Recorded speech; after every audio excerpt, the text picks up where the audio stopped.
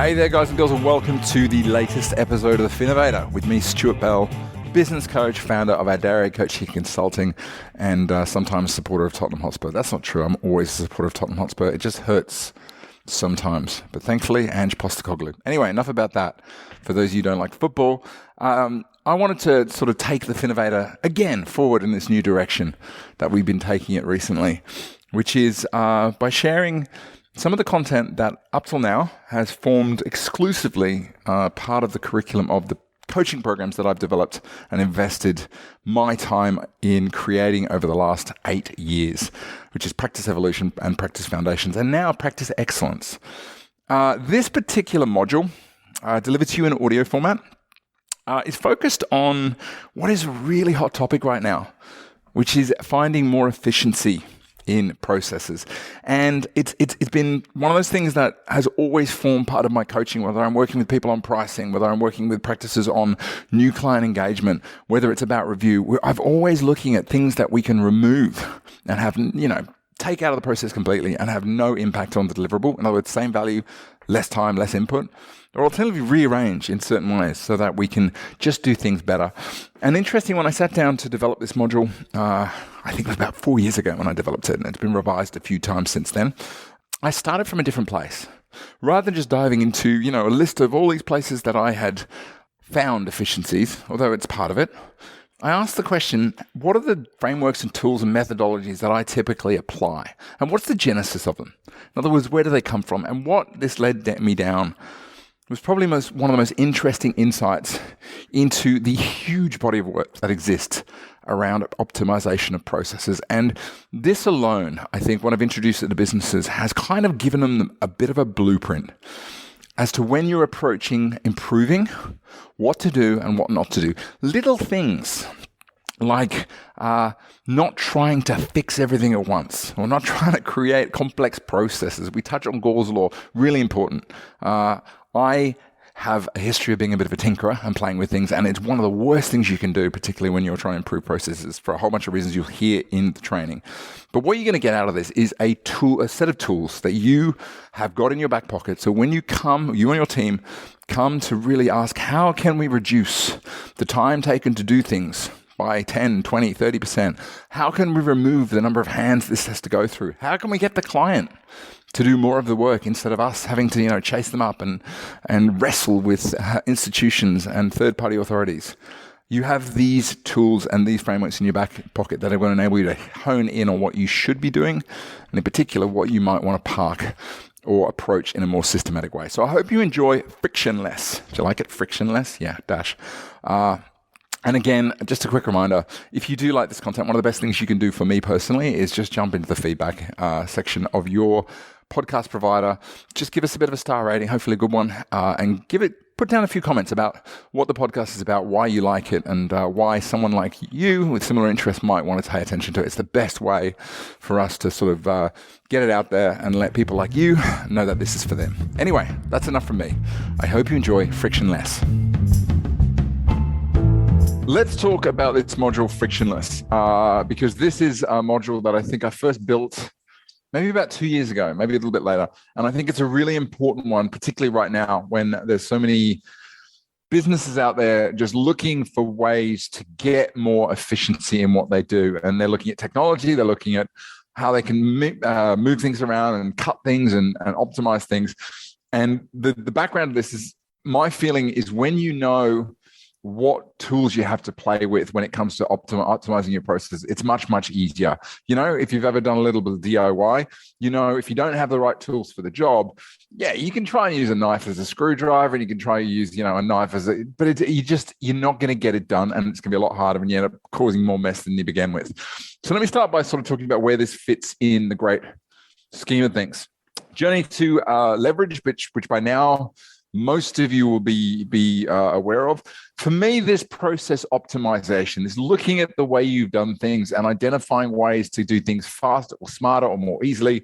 It really starts to kick in when you get to that phase where you're really having a team working with you. You've got more people coming on board. You've got systems. You generally aren't going to need this unless you start building systems and documenting. That's not to say process optimization isn't going to come into play earlier on. But at this stage where you get people and you're recruiting and you're training, small inefficiency in the way you do things, small steps that don't need to be in there or steps that need to be removed, that team stage, that's the point at which you can really, really sort of hold you back. And in particular, if you're stuck in that day or you're coming through that dangerous middle, not being able to optimize your processes, that can be the thing that kind of like you're almost out of the dangerous middle. You always break into that leadership thing, but this is what will hold you in there for an extraordinary length of time. So the process for removing friction from any process, whether it's your new client engagement process, whether it's your workflow process, whatever it is really Firstly, we're looking at the kind of problems we're trying to solve are that you've got slow progress for whatever reason. Things are just not getting done. What I call unforced errors. I'm not a tennis fan, but unforced error is an error that just there's no reason for it. It doesn't come out anywhere.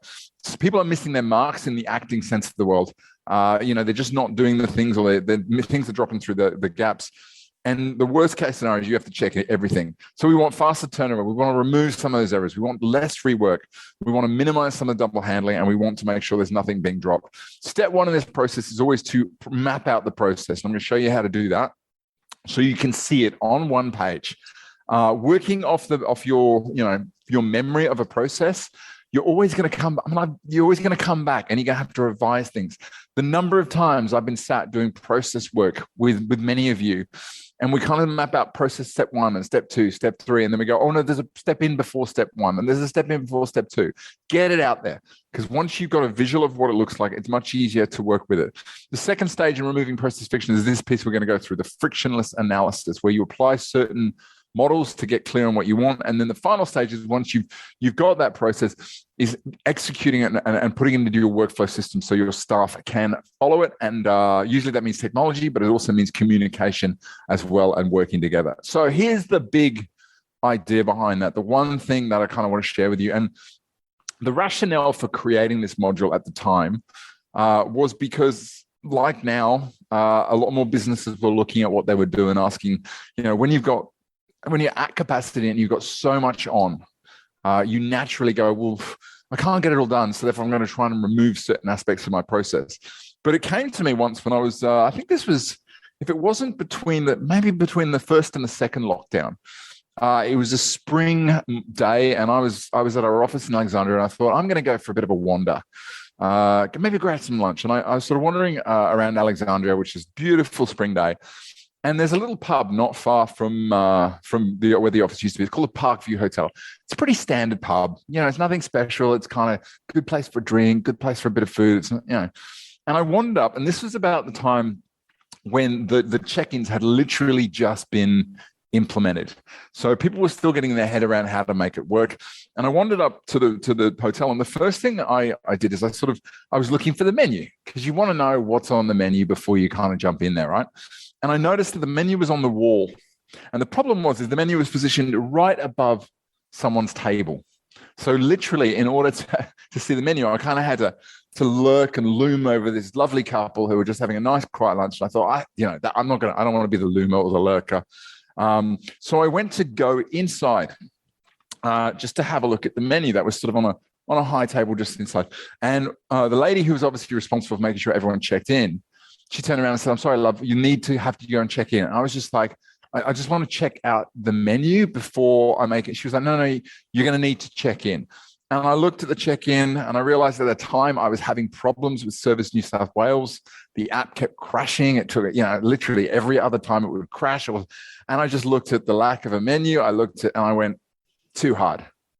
And I walked out, went around the corner and got a takeaway meal somewhere else. Now, the point I'm making is I didn't crack it. I didn't have I wasn't angry. I was just at that point where I was like, this is too hard. And the result was I gave it up.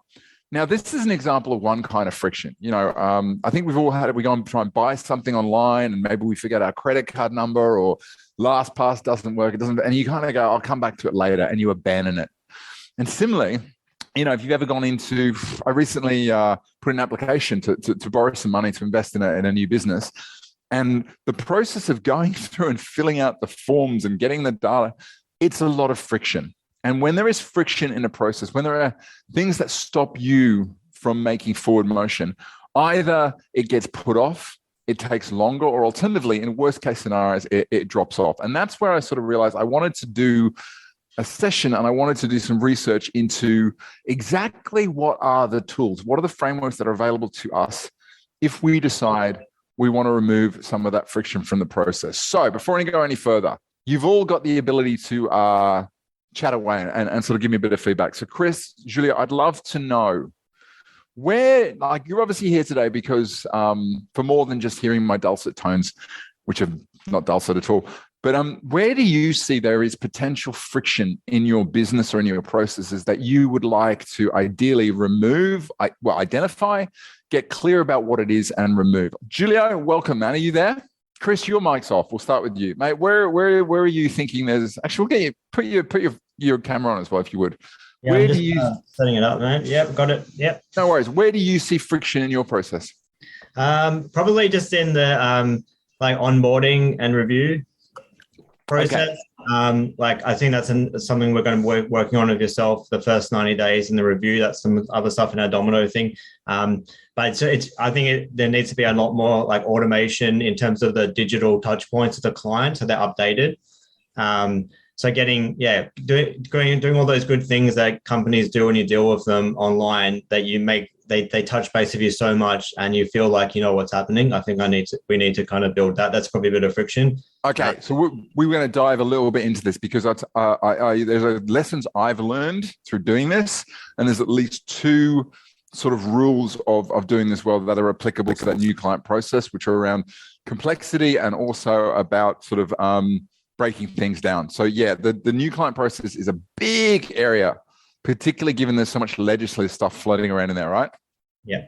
Oh, cool. All right. Well, I'm absolutely confident I'm going to be able to, might even challenge you on a couple of different areas in this about when things are done. Julia, have you met Chris? Chris, have you met Julia? No, I haven't met Julio. I have to admit, I have seen you before because I've watched a Stuart session that's been recorded, and I've seen you in action. So there you go. That would be the client avatar build, right? I think it was that one. Yeah. So yeah. But anyway, how you going, mate? Good, thanks, Chris. Julio, where do you see friction in your process or your business?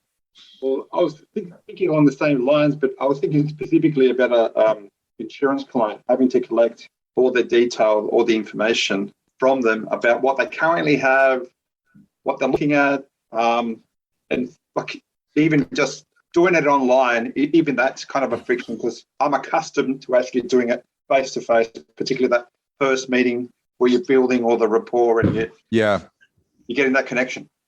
Yeah, look, I must admit, I don't think there's any substitute for sitting in a room with someone and, I was about to say, feeling them and smelling them, but that's maybe going a bit far.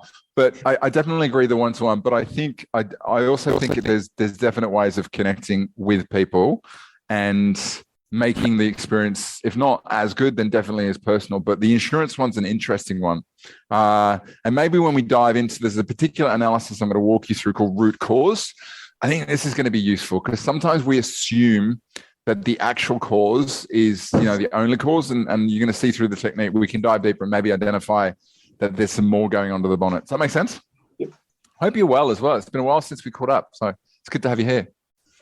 Cool. Let's dive in. I just want to outline kind of the issues that typically I reckon these are the main issues. There's three of them that whenever I'm looking at processes and we're trying to remove friction, these are the three things that really get in the way. The first thing I think anybody who is a detail-focused person or is, used to looking at lots of interlocking strategies and ideas is over-engineering. Do you know what this is? This is a mousetrap. Specifically, this is a smart mousetrap, which, by the way, will send you phone notifications when a mouse is caught. As you can see, it's Wi-Fi enabled. I'm just looking at it, go, why? Why would anybody need a Wi-Fi? I'm sure that there must be a market for it. And this is a classic case. Sometimes, I've so many times I've gone, I've got to do this calculation and I'll build a spreadsheet. And then you realize 2 hours after you tried to get this damn spreadsheet to work, you could have done the calculation in about 4 minutes, right? That's an example of over-engineering. And what I'm going to show you here today is a really good way of understanding whether you may have, you may have built an electronic mousetrap in order to solve a very simple problem.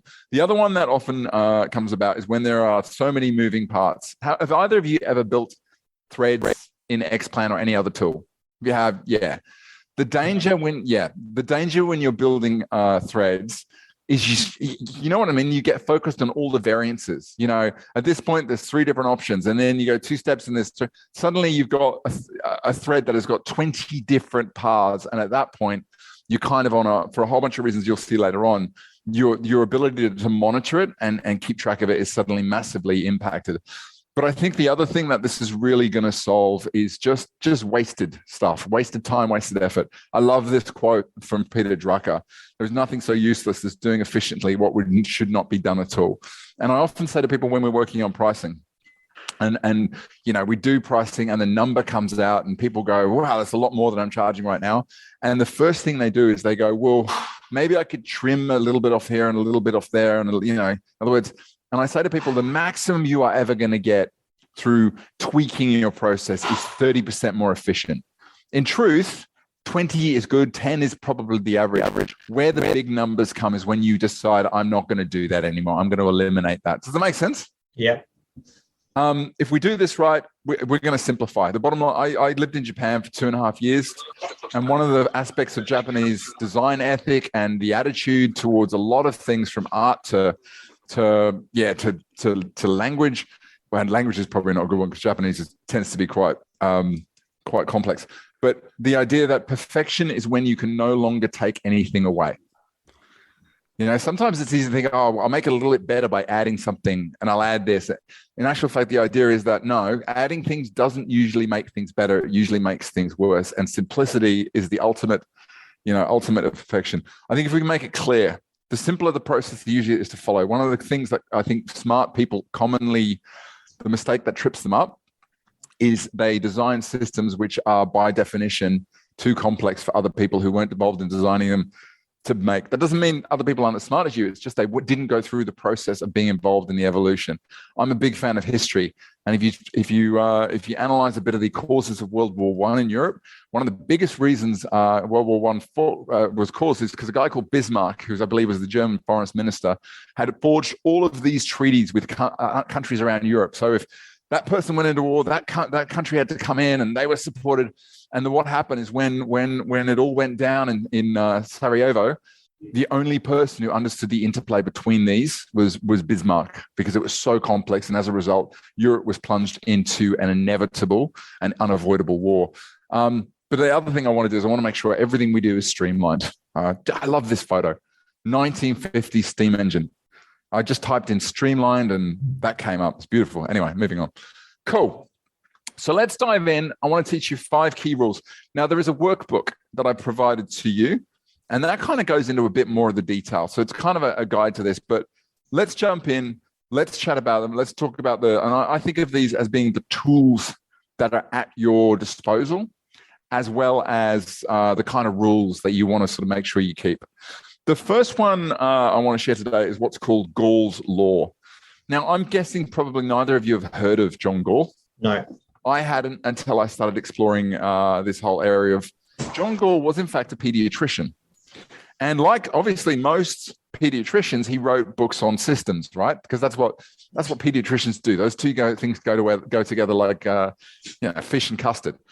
But one of the greatest insights he ever made is this one, which he said, complex systems can evolve from simple systems, but complex systems designed from scratch never work and cannot be made to work. Does that make sense?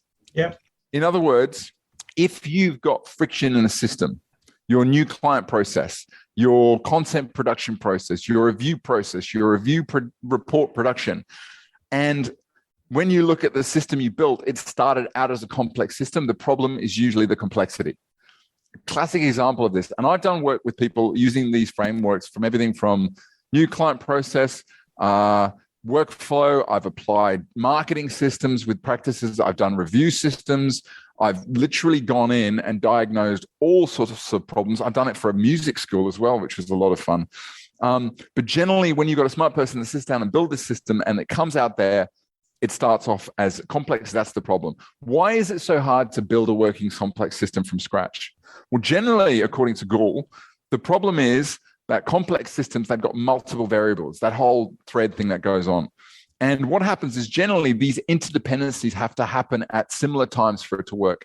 Peter Diamantidis, who I've done a masterclass with in the past, in a past life, she did logistics for supermarkets, organizing pickup of stuff from farms and the timing of that to make sure the produce is being picked up and put there and everything's happening at the same time. That is a complex system. And she said designing financial planning software tools after that was a breeze. But there's so many interdependencies that the fruit could be picked up late. The boat, in other words, that's an issue. Whereas if you're trying to build a complex system where it's got all of this going on and that's the first iteration of it, that's where the problem is going to occur. So what's the solution to this? Well, Gould wrote that the goal is to allow complexity to evolve from simplicity. So it's do you know what? This is an amazing fact. Charles Darwin, who's the guy who first observed the theory of evolution. Did you know he brought back a Galapagos tortoise from the islands from his journeys? And it only died in 2006, which is mind-blowing that his pet tortoise was still alive. Anyway, moving on. So one of the things you'll notice, whether it's the evolution of cars, computers, medical breakthroughs, that improvements are always incremental. Silicon Valley are absolutely swallowed this alive with their lean startup, which is the idea that, Tesla's a really good example. Elon Musk from the very start had this idea of building a mass market electric car, but that wasn't what he built first. Does anybody follow Tesla and where they started? Yeah, didn't he kind of pick up where some guys had already started with the EV, and then he kind of went mass market from there? Like they'd already kind of started it. Spot on. He knew what he wanted to build, but he didn't try and build, the Tesla Model X from he basically bought a company who'd gone halfway there. He literally borrowed all the parts from someone else and he built a Roadster, the simplest car you can do. And that's a classic example of incremental. So the point is that if you're looking to document a process and you want to turn it into a process, just start with the simplest version of the process you can and allow things to evolve from there. Does that make sense? Yeah. Have you, Julia, are you naturally inclined to start off in the complex, or do you naturally keep things relatively simple? I think I've always started off in the complex, but probably because I've actually used current systems or I've worked for larger organizations. So yeah, it's a good rule to get into, to say, okay, I might have a process where I want clients to log on to, my portal and provide all this information, and then we'll meet and I get blah, blah, blah, blah, blah, and all that stuff. But if you turn around and go, well, hold on a minute. If I was going to strip the heck out of that and make it the simplest possible process I could do, what would it look like? That can be a really useful exercise, because often it makes you realize you've created a behemoth. At the moment, Jen will attest to this. We've had we've iterated our member site twice. We're currently going through the third iteration, and the main takeaway that we'll take in this iteration is we're going to keep it so simple. It's not funny. It's literally, there's only two ways to find the content you want, and it's been a real application of this particular law in doing it. Keep it simple, because if it's complex, it'll break. Is that helpful? Should we move on to rule 2, which I really like? Quick wins. I love quick wins. Quick wins, when you're going through and looking at a process, the second thing I'd always look at as an initial thing is quick wins. And a quick win works when you have a process that you want to improve a process in a way where the goal is really simple, or you can do it really quickly, or you just want to organize things better. Does that make sense? Yeah. So for example, if examples of quick wins are often where you want to add a missing step, or you want to remove steps that serve no purpose, quality assurance checks is another area of doing it. And I'll give you an example. Generally, you'll know that something is a quick win if you're looking at an improvement and it's cheap. It's not going to cost you anything to implement, or you can pay for it out of existing resources. Fixing your emails that go out, that's a real quick win if it's going to make a difference. That makes sense? Yeah. Easy. Anything that requires you to sit down and create a plan and collaborate with other people and communicate what the change is to a bunch of people, or do some training with your team, that's not a quick win. In other words, that's something you need to dive into in a little bit more detail. Something that's fast. The general rule of thumb, I often talk to people about software, which is the 1 week rule. And I got the 1 week rule when we were traveling around the world. We had a 3-hour rule, but it works. And the 3-hour rule was you should whenever you land in in the back end of Bolivia, or you're in Peru or wherever we were, you never unpack your stuff in a way that you can't pick up your bag and be gone out of town in between 1 to 3 hours. And whenever I tell people, they think we were doing some terrible things, which I can understand, but it's actually more to do with the fact that sometimes when you're traveling, you're backpacking, someone will come along and go, hey, we're going on a trip to here. Do you want to go with us? In other words, you got to be ready to go. Does that make sense? Yeah. Similarly with software, if you're looking at implementing software in your business, the question I ask is, can you get in this software and it'd be operational within a week? And importantly, can you get out of it within a week if you need to? If the answer is no, it's going to take more than a week to set up or a week to get out of. You sit down and you do a formal planning process. Does that make sense? Mm-hmm. Low risk. Again, it can be wound back. And equally importantly, is this something that's within your control? In other words, do you have the ability to influence the outcome directly? Classic example. Let's say you want to make changes to your workflow software, your tags in Xplan. But the tags in Xplan are controlled by your licensee and they go out to everybody across the board. Does that make sense? That is not a quick win. That is something where you need to sit through and analyze it and go, well, are there any other ways of doing this? Do we really need this? But the general rule of thumb, if you're looking at solutions to what you want to do and you go, well, what if we could do this? And it meets most, if not all of those criteria, then chances are that's something you just got to implement quickly and get it done. If it doesn't meet those criteria, take a backward step and realize that maybe you're underestimating what's required. Does that make sense? Is that helpful? Yeah. Cool. Should we move on to the next one? Root cause. Okay, now we're getting a bit more serious. We're getting into the area where you've recognized that it's not about complexity. The system you're looking at is either fairly simple or it's naturally evolved to be complex.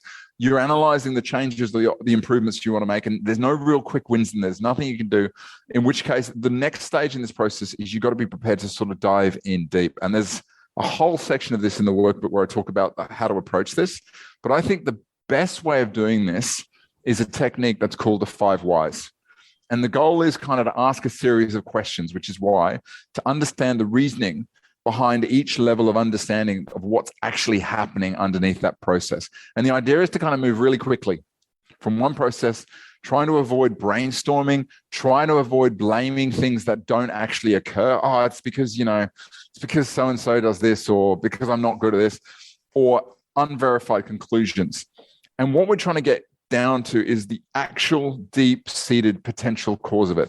Let's have a bit of a crack at this in play. Let's talk about your insurance, Julia. Let's see if we can apply it to that. Sure. Where do you think is one of the issues that's arising in your insurance application process? It's not, for me, the friction wasn't really in the application process. Well, it is in the application process, but even prior to that, it's in meeting with the client and educating them about what I need, what my process is, and then kind of diving into and getting them to consider how important insurance is. Okay. And then going. So you're saying that the cause of the inefficiency is because the clients don't understand the importance of the insurance process. Why? Absolutely. Why do we think it's a lack of understanding that is causing the problem? People generally don't come to me with, okay, I need insurance and I need these amounts and this is why it's really important to me. This is, I'm trying to protect, my family, my business, whatever the case may be. Okay. So you're saying that it's not people's lack of understanding. Maybe it's actually the fact that they don't see it as important. They don't value it. Okay. They don't value it. Why do we think it's the lack of value of that insurance process that that results in the inefficiency? What's the evidence that shows that that's the case? Okay. People don't come prepared. They don't have all the information. Okay. They just one person out of the two that you're going to be dealing with. Can you see the shift we just made? We went from a totally unactionable piece of work, very vague, like they don't understand the process. And when we went out, it's not they understand it, they don't value it. And suddenly we've gone from I don't value it to they're coming unprepared, right?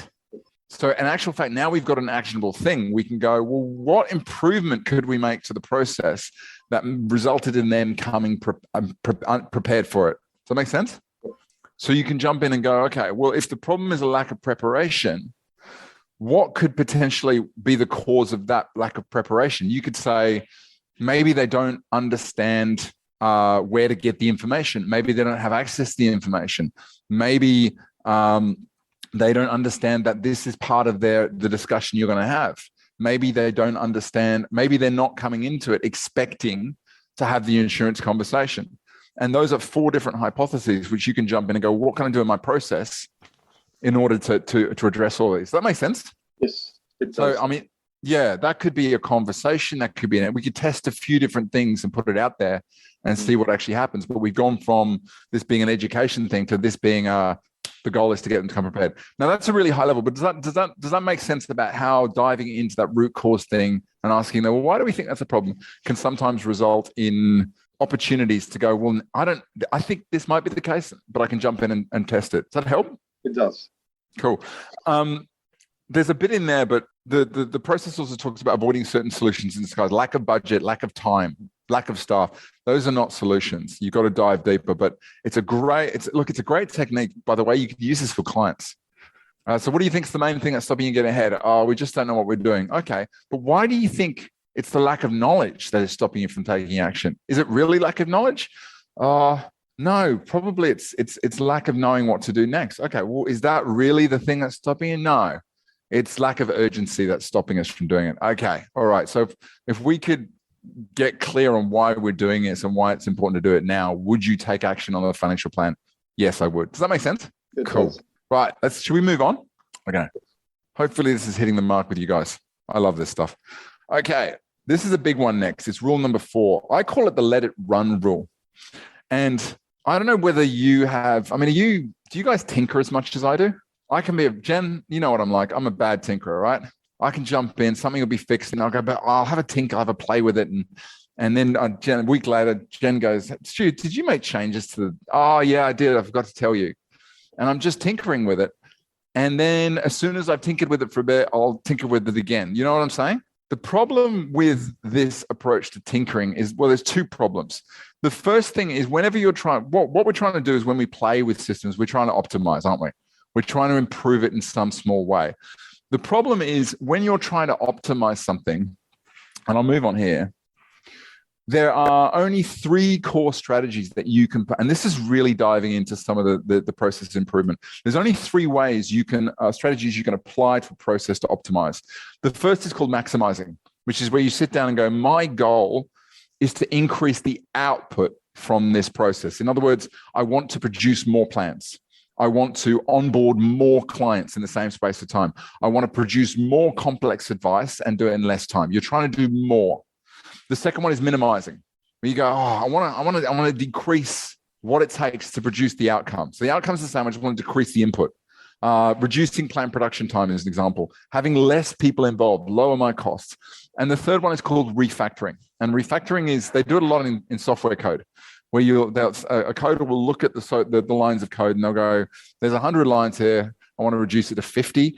Doesn't change the function of the computer program. It just means there's less code. It requires less memory. So factoring is about cleaning the system. It makes the system faster or more efficient, but it doesn't change the output and it doesn't change the input. So for example, rearranging your processes.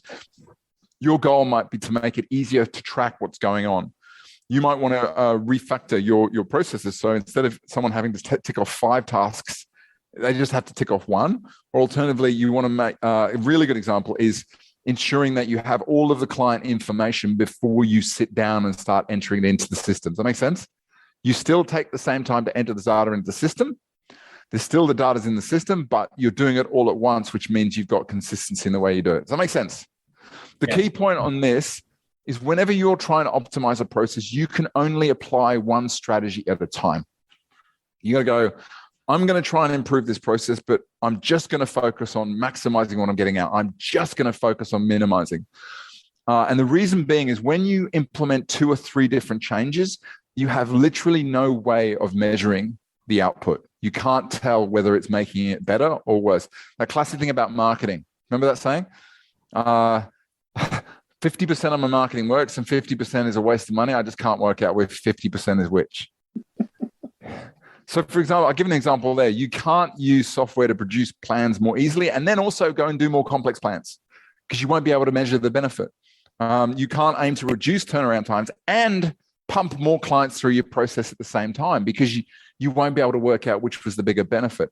Michael Kitces did an article a while ago where he talked about the fact that we haven't seen a lot of efficiency gains in the use of software and by advisors. And one of the main reasons is a lot of advisors are using the gains they're getting, the efficiency gains they're getting from using software, and they're sitting down and doing more work for the same clients and not charging them for it. You can see how that is classic. Why am I not getting the benefits? Well, it's because you're creating efficiency, but you're spending it and you're not applying it. So I wanted to share this because I think getting really, really clear about if you're going to go deep and implement a strategy, what am I trying to achieve, and do it one by one. And this is kind of the final piece in it, which is once you decide I'm going to look to increase the output by adding in this process or doing more of this, or I want to minimize the input by doing this or whatever it is, choose one thing, implement it, and then wait. Let it run out. Let it see what's happened. Make sense? I'll give you another example. Actually, this is a really good example. For those of you who know, I recently bought another business, and it's a business that's run through a platform called Car Next Door. And basically, I've got a small fleet of vans, and they get rented out to people. Now, one of the things people do is they have to pick it up. They go and use it, and it's all automated. It's all done remotely. But when they come back and they have to find a parking space for the van, and they have to leave it and lock it up. And what happens is every now and again, I get a text message through our inbox that says, "Hey, mate, I can't find a place to park the van. Can you come and pick it up, or can you help me out, or whatever it might be?" And it's interesting. I don't monitor it on the weekends. And when one comes in on the weekend, I'm obviously not going to answer it. And invariably, like, so 5 or 6 hours later, I'll go and pick it up. And what do you think's happened? They found another solution. Yeah, they found a solution. Exactly. Now, if I designed a system so that, you know what? The moment it comes up, there's going to be a notification to Jen. She jumps on, she helps them out. That's not actually the most efficient system. The most efficient system is to let them work it out for themselves. You with me? So sometimes the workout will, what am I trying to do? I'm trying to minimize the amount of input. And what I'm going to do is I'm going to work on the assumption that if I let people sort it out, in other words, I do nothing, I don't have a system, it is the most efficient solution. And guess what? That is the most efficient solution. So this is a really interesting piece, but it boils down to know what you're trying to fix, do one at a time, and let it run. And on the backwards, realize that sometimes the most efficient solution can actually be getting clients to work it out for themselves, which is often why there's a lot of companies out there who have massive, like particularly software companies, have massive bodies of help documentation, and their chat box are terrible. Hello, I'm an automated chatbot. They know exactly that you're going to go and find the solution to yourself. Does that help? Yeah. Okay. Let me finish on I love this stuff, so you have to excuse me if I'm geeking out. The final one I wanted to point to is kind of one of the most important ones, I think, overall. It's called the paradox of automation. And the background to it is, I think, and I've had this conversation with the guys at IFA. I had this conversation with, who else was I talking to about this? I think it was Ash Mahadea of Ice Intelligence. And for a lot of people out there, we're looking for technological solutions, particularly if you're a tech geek, you go, there's got to be a solution for it. And the problem is when we're working on this assumption that replacing humans with technology is the optimum solution, there's a couple of myths that we have to be aware of, because technology at this point in time is not the panacea. It's not going to solve everything. The first thing is to really understand that there's certain processes that lend themselves really well to automation, and there's certain processes that don't. Automation works really well for well-defined repetitive tasks. So the example I give in the book is, if you had to log into your investment platform, print out a PDF report, and then send it to a client every single time they ask for an update on what their balance was, you're going to sit there and go, sooner or later, there's got to be a better way of doing it, right? That is a repetitive task that you don't want to have to do. Calendar booking systems, same thing, right? Calendar booking systems take a very manual process and they make it self-service. Same with workflow systems like teamwork projects. You create a workflow thread because you don't want to have to input the sequence of threads every single time you do it.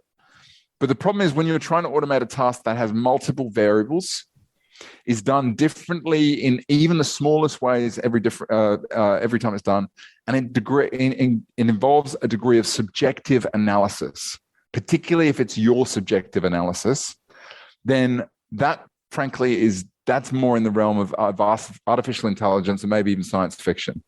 So I think I've met a number of different businesses down the years, and they say, we're trying to automate this process. We're trying to automate this communication process with the client, so we're not involved in the email thing. And I sit down and go, you can automate client outbound emails to a certain degree, but there's a degree of the personal in there. There's a degree of subjective. Is this the right time to send this email? That would lend that to being a semi-automated process rather than automated. Does that make sense so far? A lot of advisors, they go, I'd love to automate my review report or my advice reports. And you look at it and go, are you really going to automate the whole thing, or are you just going to try and automate part of it? The other myth that's really important to sort of look at is the idea that when you add technology to remove friction, you can remove the people altogether. Factory production lines, computer programs, but the reality is, although we think is that if we have less human effort to operate the system, the more efficient it's going to be, that's kind of a yes and no. The general rule is, the more automation you have in your business, the more important human oversight becomes. The best businesses out there that have used automation, Debbie French, the masterclass I had with her is a really good example. They typically have at least one or more people in the business who have an understanding of exactly what's going on in the background, and they can have the time to monitor it. That makes sense? So the thing is, if you're going to implement a process and you're going to use technology to automate or make something simpler, understand that build something that you understand and build something that you know in the medium term, you're still going to have the time to manage. I used to use that, Zapier? Zapier is essentially an API tool. It allows you to connect different systems together. And I used it a lot when I started my business. I don't use it at all anymore. And the reason being is all that has to happen is one field has to change in one area, or just small variables change in the process, and boom, the whole thing breaks. And I could be relying on the system to put together a track. Every time there's a transaction in Stripe, it copies something across the worksheet. If that process breaks and I don't find out about it for 2 to 3 months, I've got 2 to 3 months worth of data that I've got to manually copy across from Stripe. It's just not viable. Does that make sense so far? I've actually got an example of something like that. I had an automated report that used to be produced by BT Wrap. And yeah, I'm here. So I'm just trying to... BT Panorama. And I asked for a similar report to be... it's a report around fee disclosure to be produced. And when I got all the data, I could tell that the data was off or wrong.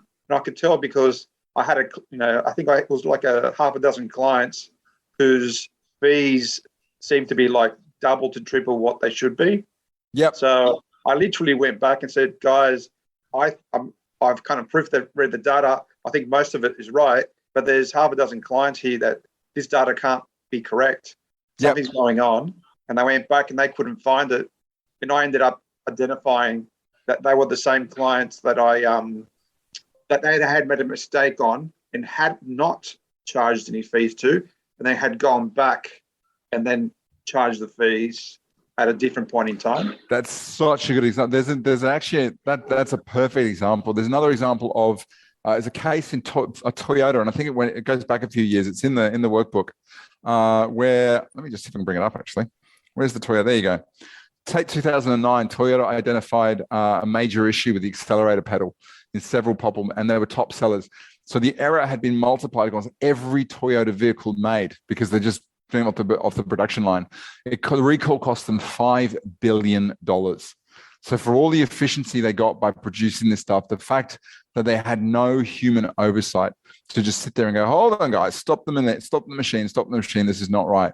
It ended up costing them a bunch. And same deal, like imagine if you've got a tool that produces SOAs, one SOA every 6 minutes, boom, boom, boom, boom, boom. And for whatever reason, it misses out on a data feed. You are literally going to have to go back and double check every piece of data in there. And that's the point. When you're going down the automation route, make sure you understand that tech can do this, it can't do that. And you're designing something that is simple enough and easy enough for you to easily keep check over. Does that make sense? Yeah. So I just want to give you a bit of the this is kind of the checklist, and I'm going to sort of ask for you for a bit of sort of input. And I just go through question one. If I'm trying to improve my process, could the issue be complexity? In other words, was this too complex to begin with? And my focus should be on removing certain steps. Is there some way that I can cheaply, easily, in a quick manner, a way that could easily be wound back, or something I can do without necessarily a lot of input to fix the problem quickly? In other words, implement that and check it later, or check to see where it goes. If not, okay, let me before I go any further, let me understand what the actual cause of the problem is. Make sure I haven't misunderstood it. Once you find the right root cause of the problem, going, okay, what am I trying to do here? Am I trying to sort of minimize the input, maximize the output, or change things around? And then finally, whatever you're building, the final check is to make sure that, if you're going to implement technology or complexity or a lot of moving parts, that you either have somebody who's going to be able to understand it and monitor it, or you're building something that's not going to become too difficult to monitor and understand moving forward. Does that make sense? Yeah. Chris, of what we've spoken about, is there anything in particular that's really hitting home for you personally? Yeah, I think like I like simplicity myself. And I think in the past we've tried to build threads and expand threads that, like kind of almost they're not really what we do, and they start becoming, and because of that, staff start skipping using the thread because it's not, it just starts becoming frustrating. Like 100%. Like every single possible variation has to be yes or no, and it gets stuck. Yeah. So I think for us, when we do, like with this new kind of operation we're doing, I think we really need to get things down to the simplest, form, and make sure there's not, steps in there that aren't required. And then I was also thinking about how you said, the human element, like obviously that's really important for us to check, particularly as the advisor, say to check advice documents and that sort of thing. I can't remember which car company it is, but obviously those like ridiculously expensive cars like Bugatti, Lamborghini. There's obviously I've seen one of them making of things. There's a human that gets in that car and will drive it around for half an hour. They'll put a bit of K's on it, but they want to make sure that it feels good as a human driving it, and there's nothing wrong with it. I know the seats are all plasticed up. They can't scuff it or anything, but they want to make. There's obviously a human oversight, like you said. Yeah. 100%.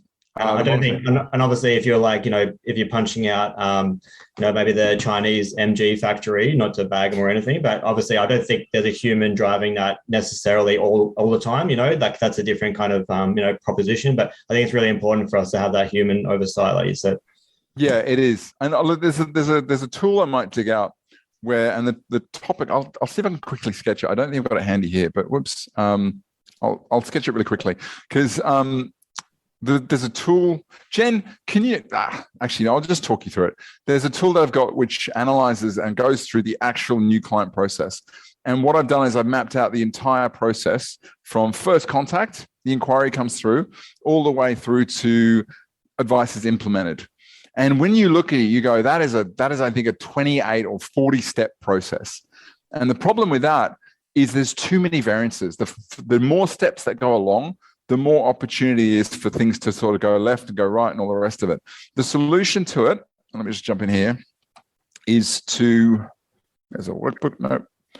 The solution, and it's easier to show you the actual example. I should have probably brought it, but you go, okay, let's say this is a multi-step process. You've got, and I'll just do the high level ones, first contact, you've got your initial meeting, you got your, pre-meeting work, you've got your first meetings here, you've got your sign-up process, you've got your fact finding, and there'll be steps under here, but you get the idea.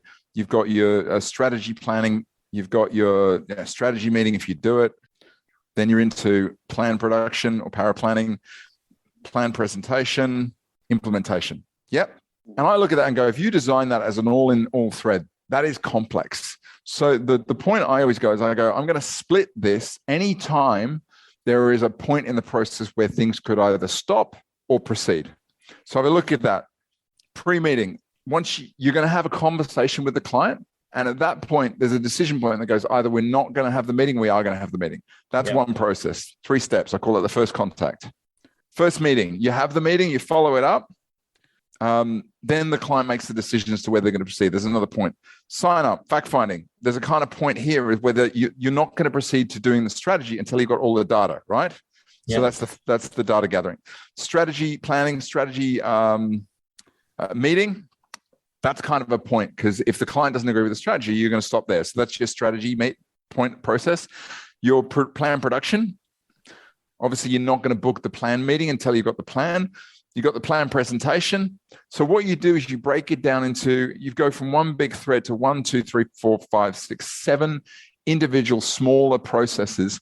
And literally the way you integrate them is the final step in the pre-meeting thing is, if the client is proceeding, open up the next thread, which is the first meeting. If the first meeting gets to an end and the client wants to proceed, you proceed to the next thread. And that way you keep it really, really simple. You avoid these massive threads with lots of independency. And most importantly, if you ever need to change certain things, you can change on an individual level. Does that make sense? Yep. Mm-hmm. What I'll do is I'll dig out the breakdown, because particularly if you're going down that route or you've built long threads, this is the answer to that. By the way, the problem is a lot of the guys who consult on Xplan, they love these long threads, which you would do after a while, because you go, I'm going to build, the mother of all threads, but it just doesn't work. Does that help? Yeah, it does. Yeah. So look, I'll give you. Should we go into the? Oh, sorry, Julia. What's appealed? What's hitting home most for you about this? Just focusing or narrowing down what you're trying to implement and then measure. Yeah. Because I have been, prone to changing a number of things, and then I really don't know. I actually don't measure what gave me a better result, I suppose is what I'm trying to say, or what gave me a result, or if the result was what I was after. And in saying that, you talk about maximizing and minimizing. Yep. There are times when I've attempted to do all those things at the same time. There are so many different things that I'm trying to fix or adapt, or that, there's no real defined, this worked, this didn't. It's more. And the problem, I've seen a lot of people, they have a process that works, whether it's their new client process, the review process, and then for some reason it stops working. Often because things move on, legislative changes, and what they do is they implement 4 or 5 different things, and suddenly they move further and further away from what works. And when they try and go back and work out what they started with, the process has evolved too much, and there's been no documentation of the changes, which it's hard to get back. One of the things, Rachel, when she was younger, she was a really, really good breaststroke swimmer. She went to the nationals. She ended up placing 4th. She just missed out on the Olympics. But one of the things she did is she decided to go and see a coach, and they literally were like, we're going to re-engineer your stroke. And the stroke it just didn't work for her.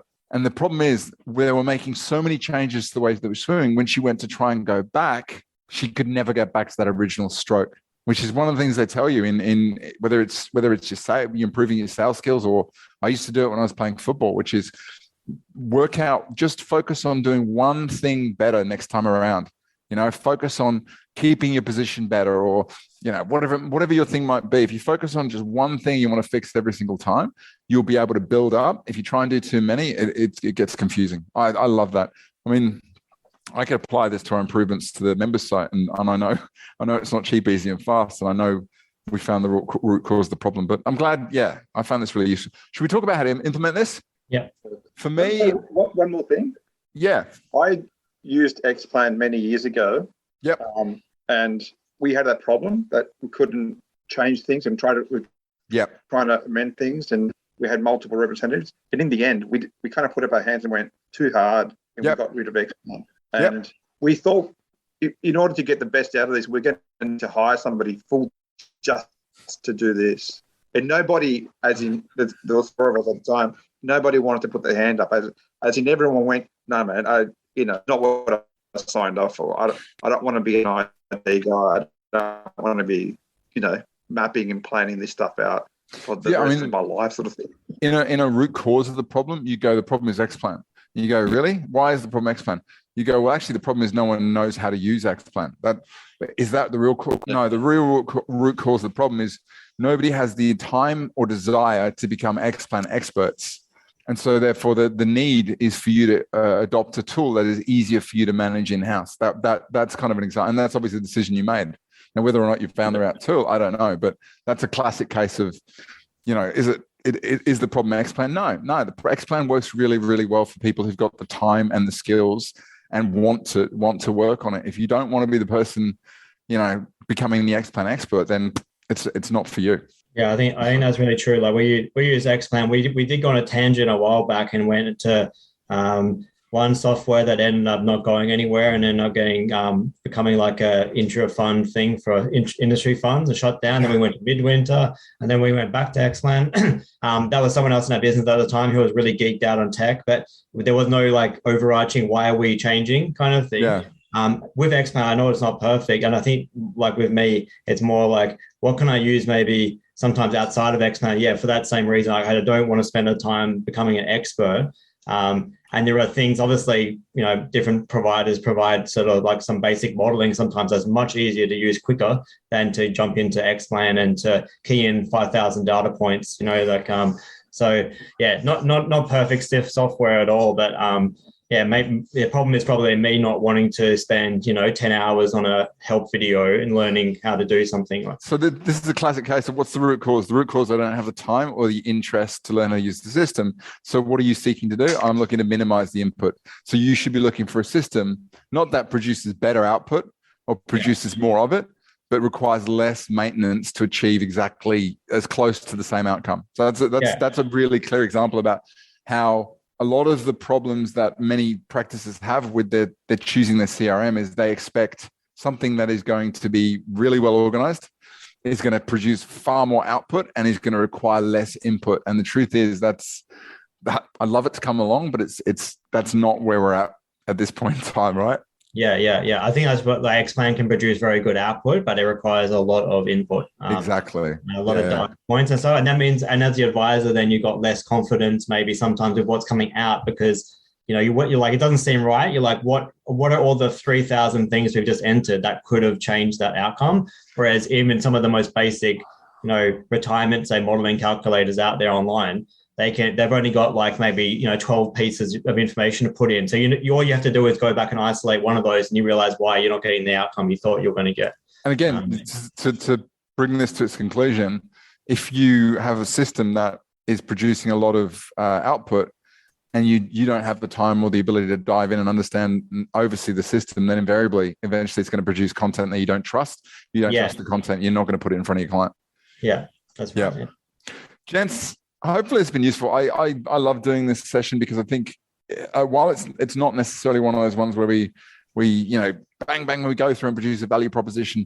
What it does is for me it's always given me these frameworks and these ways of approaching solving problems which are applicable in many different ways. I'll go over this really, really quickly because there's really one template, and I think if you were to dive in and look at your new client process or look at your insurance process, really it's about at a very high level just mapping out, what are the tasks involved. So for example, insurance, there's an email sent to the client, for example, that goes sent to the client, right?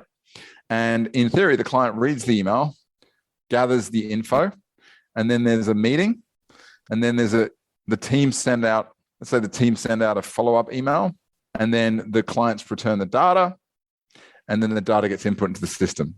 Maybe that's what your process looks like. But once you've got it in front of you, you can turn around and say, okay, is that a complex process? Not really. That's pretty simple. Tick. Complexity is not the problem. If you ask them to log onto a system and register and then go and upload all their bank statements and all the rest of it, that might be complexity. Are there any quick wins? Are there any things that could be implemented really quickly and easily that were low cost? Well, you could turn around and say, well, what if we got better at doing this? What if we got better at following up this? That might be some quick wins. Maybe we can test those.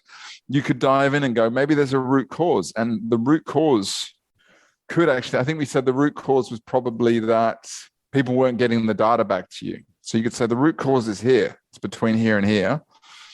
And then work out what you're trying to do. Well, in that way, you're trying to increase the output, aren't you? So the focus is on not trying to make it quicker. You're trying to get a system that they get more of the information back.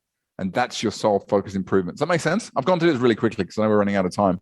Yeah, but going through, just mapping out and going, based on that, what's one thing I could try? I'll try mixing this up. I'll try a different approach. For example, I could do a little bit more of a follow-up. I could do a personal video. There's a whole bunch of things you could try and just try them one by one, which potentially could improve the outcome. Cool. Gents, I'm going to leave that here. Again, this is if you wanted to sort of if you want to sort of shoot something through to me and give me an idea of the specifics of what you're looking to achieve. But for me, the action plan on this is really simple. Just if there's a process that you would like to improve the most, just pick it that you know well, and also pick one that you know is going to produce an outcome that's beneficial to you. Sit down and just map it out. Grab that template so you can really see clearly what's going on. And the other thing worth including is I always like to include timeframes up here. Day 1, day 2, because that's really useful when you come to A, map it out into a thread, and B, when you start to analyze where it's going right and where it's going wrong. If time's blowing out, that's the usual indication of where the problem is. Go through and apply that frictionless analysis. Is it overly complex? Are there any quick wins? Can we find the root cause? Can we choose one area we want to improve and sort of test it and let it run? And then also just ask yourself the question about, do I have sufficient oversight to make this work? And then put it into action. And, as we mentioned, Julio, you sort of made the point, action it, make sure you can measure it, give it some time, review it, choose another area to improve, and just repeat that. And, usually, if you really want to make wholesale changes, it doesn't take more than 4 to 5 iterations before you'll see some serious improvements in what you're doing. Gents, I hope that was useful. Yeah, thanks a lot for that. Not at all. As I said, I'm a bit of a systems geek. So anytime we can dive into some of the frameworks and you apply, it's really, really useful. And hopefully you guys can apply it to whatever you need. Julia, are you thinking of applying this to a specific process? Well, I'm thinking I've datified diagrams for the financial planning process. It's quite extensive. It just reminded me I need to go back to that and maybe go over that and make sure I'm following the actual steps that, we've identified in the past, and maybe even picking out what it is that I have done differently this time or not done, or... Yeah, that'd be a good one. The other thing I'd ask is did you produce these, or were they produced by an external party from your business? They were produced a while back in a different business that I was part of, and that I still continue. I mean, I know that I still follow this. It's a financial planning process and the steps involved, and there's the email to the client and next step and the next step, and we should be doing what sort of thing. So the one thing I'd be interested to look at is because often when they're produced by people who aren't in the belly, right in the middle of it, like consultants and whatnot, they have a tendency to go for complexity, and as a result, they build something that looks amazing. But when it gets out there in the real life, in the real world, it doesn't work. There's a great saying which is, "Nothing survives first contact with the client." And that's the difference between, buying off the shelf. So you maybe look through it and go, this is way more complex than it needs to be. And you might go, we can, simplify the hell out of it. How about you, Chris? I think there's two processes. And I think it's kind of good because I think, like I said at the start, these are things that are the next on the domino plan agenda for us, working with you, individually. Which is the first 90 days, that kind of onboarding. So I think from the minute, the client agrees to go ahead and they sign, to implement a plan, it's like what happens after that, and particularly what the client experiences, what kind of contact do they get through the process, which is not necessarily me calling them constantly, but even digital communications or from other people in our team. So, and then the other one's a review process too. So that make, who gets notified when the review is due? How do we book a meeting? What do we do if the client doesn't book a review meeting and they're on an annual service agreement, and eventually we have to stop a fee, or we have to say we can't be your advisor anymore. You have to have all these steps involved. So we need to make sure we get really on top of that. So I've done a lot of work on the review process and also what I call the escalating follow-up. So I've got that stuff. The first 90 tends to be personal, but the best thing I can say when we get around to that, keep it really, really simple at the beginning. Don't build a 50-step process because it won't work. Build something, just choose 6 or 10 touch points and get very, very clear about what the outcome you're trying to achieve. In other words, are you trying to minimize the amount of contact from the client that's unexpected? Are you trying to maximize their engagement, or alternatively, are you just trying to organize it so you get more of the information back? Or we'll get stuck into it. That's a really good place to start, because you can just take aim with a couple of those rules. Yeah, straight away you'll work out what to build and what not to build. Yeah, so I think it's been good doing this because now I'm already now I can let the operating system work on it in the back of my brain for the next few, till we catch up again, and then I'm already thinking about some of these principles when we get in there. But no doubt there'll be other things that will come up now that I can apply this kind of thought process to, keeping it simple and all the things we've talked about today. So all I can say is don't try to apply it to your kids or your partner. It doesn't work. Yeah. They don't like to be process optimized. I can tell you that for free. No, okay. Gents, awesome. Thank you so much for rocking up and being part of this. And enjoy the rest of your day. And if you need anything, give me a shout. Yeah, thanks a lot, mate. See you soon. Bye. So there you go. I hope you really enjoyed that episode of the Finnovator, that little glimpse into what's in just one part of what's inside the coaching programs that I've created over the last 8 years in order to help advisors, accountants, mortgage brokers, and businesses that do all of these things together kind of master certain key areas of their business, of which process design is just one of over 105 areas that we touch on, with more coming each year. The final thing is, as you hear this, I will probably be somewhere over the Europe, somewhere between Australia and the UK. And I'm really looking forward to coming back to the UK. It's been the first time, I think, since, would you believe it, 2009 that I come back and visited family and friends. So I can't wait to do it.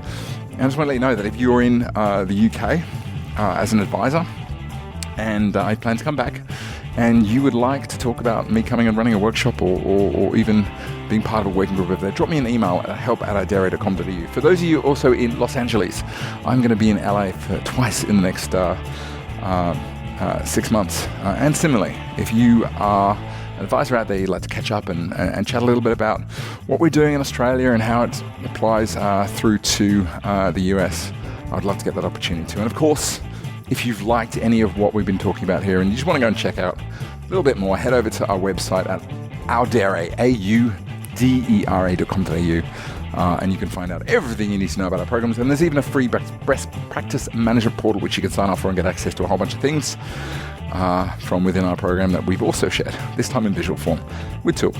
That's it from me. I hope you've enjoyed this episode of the Finnovator. Again, please leave a feedback if you'd like to, and stay tuned. I'll see you soon.